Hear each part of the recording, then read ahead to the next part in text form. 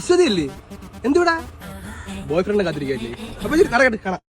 അതെ, first of all എന്റെ പേര് അശ്വതി എന്നല്ല, ബൈന എന്നാണ്. പിന്നെ ഞാൻ ബോയ് ഫ്രണ്ടോട് കാത്തിരിക്കുന്നല്ല കേട്ടോ.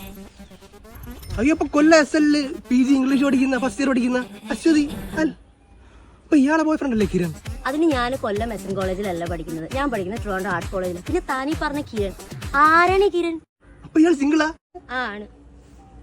അപ്പൊ ഇയാളെ പേര് ബൈന, ട്രിവാൻഡ്രം ആർട്സ് കോളേജിൽ പഠിക്കുന്നത്, സിംഗിളും ആണ്.